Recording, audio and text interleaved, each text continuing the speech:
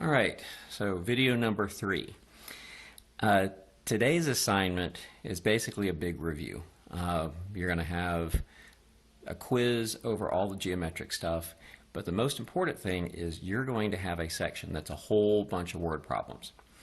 And in the word problems, they're going to ask you to determine if it's arithmetic or geometric, and then they're going to ask you to write down either the explicit or recursive formula. So I'm going to review all of those topics, so when you see the word problems, it'll be a little easier. So here's the first thing you have to do. When you read the word problems, they're going to describe a situation. Write down each term. They're going to give you something like somebody starts off with $5 and they get $2 each day. So you'd write down, I have $5, how much do you have on day 1, how much do you have on day 2, how much do you have on day 3. If you write that sequence down, then look at the numbers, then you'll easily be able to tell if it's arithmetic or geometric. And because you're going to have to write the formula anyway, once you have the terms, it makes life a lot easier.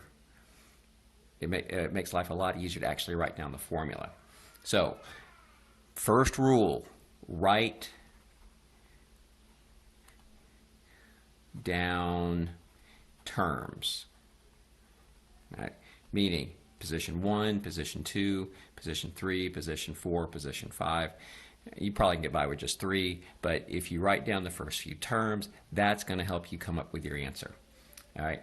Now, once you write down your terms, let's make sure we understand, just to review, how to come up with an arithmetic formula or a geometric formula.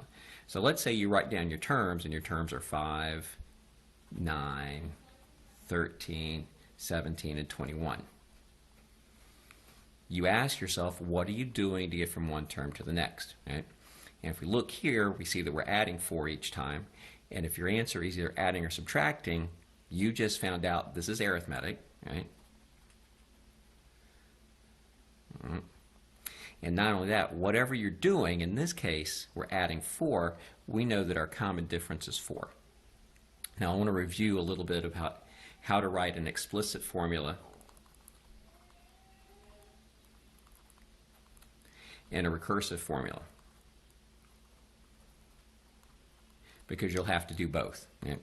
As far as an explicit formula, there's the official way to write the explicit formula, but I don't really like that. I like using, if I know my common difference, every explicit formula for an arithmetic sequence, what you can do is you can say, all right, a sub n is going to equal, take your common difference, multiply it times n, so in this case that's going to be 4 times n, all right, and then fix it.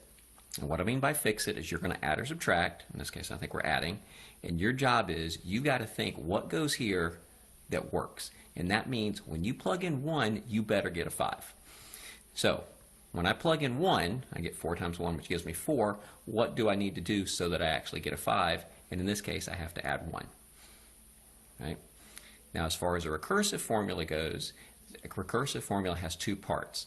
The first part is you have to give me the first term. And in this case, the first term's easy, right? It's a 5. And then you also look at it and you say, well, what are we doing to get from one term to the next?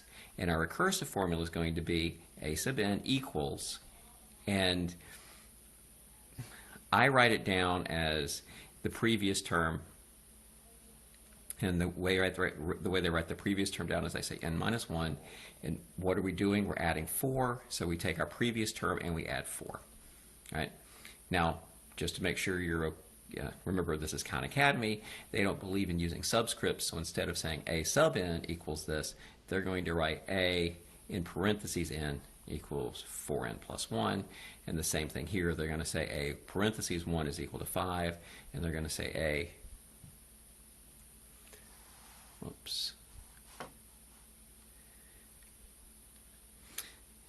a sub n, I put that in here, they're going to say a n equals a n minus 1 plus 4. All right. And, okay, well, what happens if you read the word problem and you write down the first few terms, and they use terms like the next term is every year, every day it doubles, or every day it triples, or every day it gets cut in half, right? Those are keywords that you're multiplying to get to the next stage. But let's say that you write down your first few terms, and you end up with 3, a 6, a 12, and a 24. Right?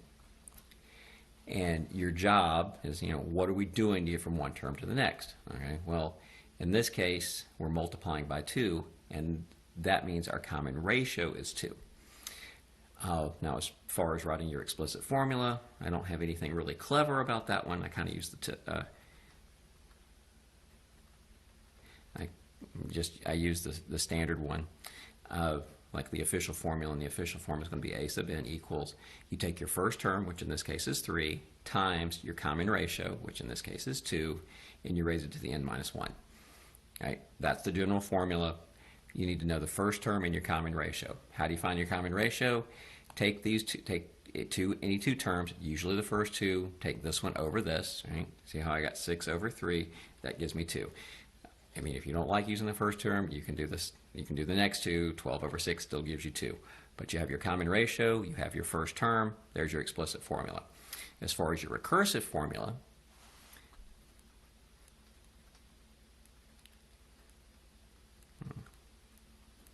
how your recursive formula is going to look is it's going to be defined as a sub n equals, and the difference between a recursive formula for arithmetic and geometric, and arithmetic, like this previous example, I'm adding something to get to the next term. In a geometric sequence, I'm multiplying by something to get to the next. So, whoops, I actually forgot. Recursive formula, you need the first term, and then you need your formula.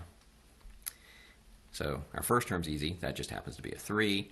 As far as our formula goes, well, it's always defined as your previous term, and then you do something to the previous term. What are we doing to our previous term to get to our next term? What are we doing to 3 to get to 6?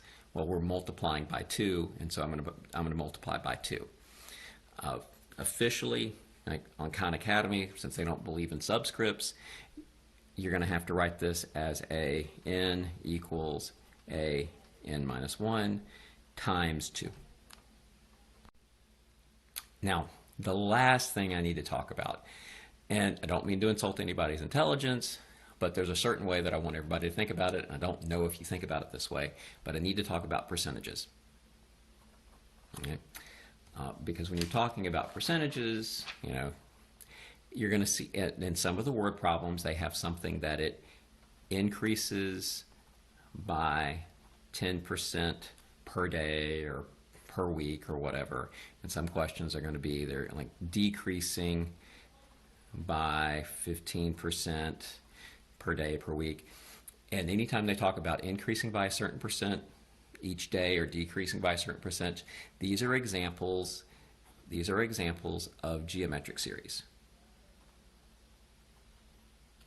All right. Now, now there's an easy way to do this, and I want to make sure you know the easy way. First, I want to make sure we're really good with percentages. Right? So, if I give you the phrase, what is 30 increased by 10%? Right? So let's say I have this expression. I say, if 30 is increased by 10%, what is your new value? Well, the way you may have done this in middle school is, you say, well, I'm going to multiply 30 times 10%. I get $3, and I remember, or 3, and I remember to add it to the 30. So I do 30 plus 3 and get 33. And there's nothing wrong with doing that. That always gives you the right answer. But it's not the fastest. The way I'd like you to think about this is this is the way I always thought about percentages, is you look at it, think of 30, and let's say I multiply 30 times 100%. Well, if I multiply 30 times 100%, it hasn't changed. I still get 30. But if I'm increasing by 10%, then what I do is instead of multiplying by 100%, I always think of that 100% like $1. And if I'm going to increase it by 10%, I could do 30 times $1.10. This is increased by 10%, and if I multiply that out, I end up with 33. Notice I have the exact same answers that I had working it out the way I did in middle school, but I only had to multiply by one thing, right? Same thing, if I wanted to have 30, but this time I wanted to do 30 increased by 15%, well, then I take 30, and my multiplying factor is going to be $1 plus 15, so we end up with 1.15, and in this case, I get 34.5. I think this is a lot easier, and not only that, since you're dealing with a geometric series, this will be your common ratio. This is what you're multiplying by to get to the next term. Let's try again. Let's talk about decreasing. Let's say I have that same example. I want 30, but this time I want to decrease it by 15%. Well, if I look at it this way, I do 30, but now my multiplying factor is, instead of $1 plus 15, because when I was increasing, I'm adding 15. If I'm decreasing by 15%, it's going to be $1 minus 15%, so this is going to give us 0.85. And when I do that, 30 times 0.85 is going to give us 25.5. Right? So there are a few of you who are a little behind, like you didn't. There's some gaps from yesterday. You get to catch up, but this is going to be today. Today's lesson is just a review of arithmetic and geometric, because starting on Monday, we're going to add up arithmetic and geometric series, and there's some tricks.